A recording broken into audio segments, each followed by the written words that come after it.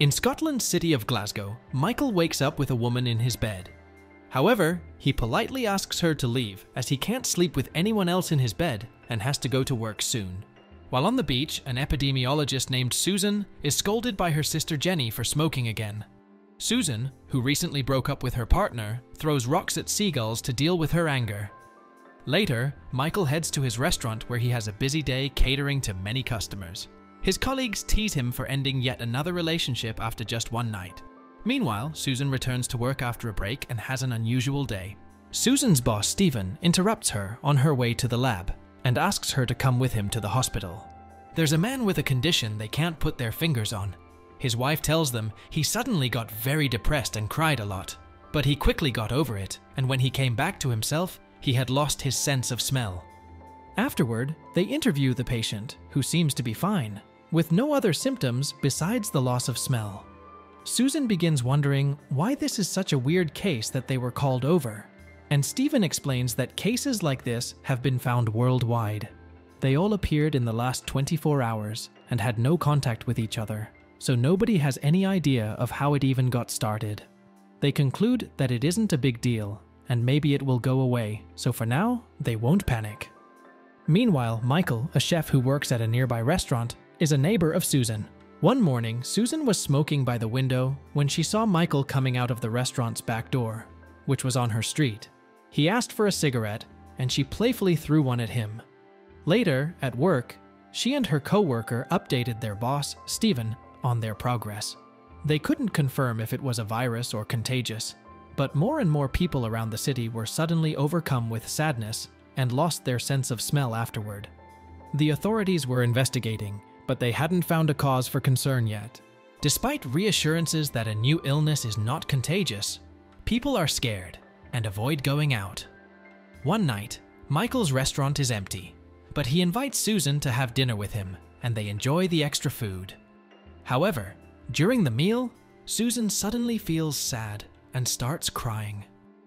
Michael comforts her and takes her home, where they both realize they have lost their sense of smell.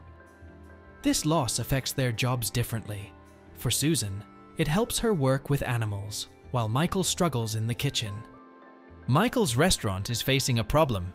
People are losing their sense of smell, and it's affecting the way they taste food.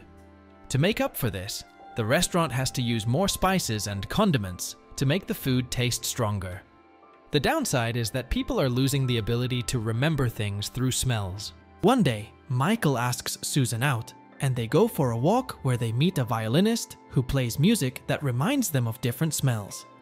Later, they spend time together at Susan's apartment, and Michael is surprised that he can fall asleep easily, which is something he usually can't do when sharing a bed with someone. Michael is on his way home when he meets someone who thinks that the end of the world is near, and this is God's punishment. Michael then goes home but can't sleep, even though he's alone in his bed. The next day, he visits his fiance's grave, and her parents judge him for not bringing flowers. Meanwhile, Susan meets her sister Jenny and tells her about Michael, but she's not sure if she likes him or not because she always picks the wrong guys. About the mysterious illness going around, and people are coming up with different theories about what's causing it. Some think it's because of the environment, others say it's an attack on the world, while some believe it's a punishment from God. People all over the world are panicking, and they're experiencing anxiety attacks and a sudden hunger that makes them eat anything they can find, from flowers to raw meat. After a sudden outbreak, people lose their sense of taste and smell. They realize that this may mean their other senses will be fine, but nobody knows. Susan visits her friend Michael, and they decide to face the situation together and start dating. However, Michael is worried about losing his job as his restaurant won't open due to a lack of clients. But he doesn't give up and comes up with a brilliant idea of creating a new menu based on textures and sounds. With the help of his co-workers, Michael's restaurant becomes a huge success, and people start enjoying their meals once again. People often visit restaurants to socialize with others and enjoy being served. As life goes on, people's preferences can change, and they may seek different experiences. Michael and Susan spend most of their free time together, even doing mundane tasks like bathing and shaving. They make these activities fun by joking around, and sometimes they even try eating the soap and shaving cream. One evening, they play a game where they confess something that nobody else knows. Susan confesses that she sometimes feels jealous of her sister Jenny's children because she can't have any of her own. Michael confesses that he once left his fiancée when she got sick, and he now feels guilty about it. But with time, he has found some peace. Susan realizes that she often falls for men who are not the best people, but she doesn't mind because she is one too. Some time passes, and a scientist from Thailand contacts a lab to report a new symptom caused by an illness. This symptom causes a person to become extremely angry and lose their hearing. Stephen realizes that the situation is becoming more serious and starts to panic. When the news of the illness spreads, violent riots break out all over the world. People unaffected by the illness can only wait for a solution. Susan spends another night with Michael, and they take a picture together. The next day, Susan hears some important news at work. A baby has been born with all 5 senses, which means it might have the antibodies needed to combat the illness. Meanwhile, Michael's restaurant is shut down because someone on the premises is infected with the disease. However, the council offers Michael and his kitchen employees a job, cooking meals for those who are quarantined. The menu is limited to pasta al dente, which is high in carbohydrates and calories. Due to the street being shut down, Michael invites Susan to stay with him since she can't access her place. On their way to Michael's house, Susan stops the car for a moment to listen to all the noises of the world, knowing that she may lose her hearing in the future due to the illness. After a virus outbreak, Susan and Michael end up at Michael's place, where he starts behaving aggressively towards Susan. He even gets violent and breaks things around the house. Fearing for her safety, Susan decides to leave.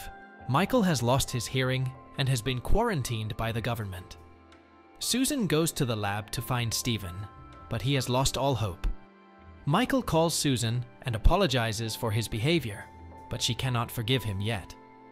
Later, Susan wakes up to realize she has lost her hearing too. She leaves the building and goes to stay with her sister.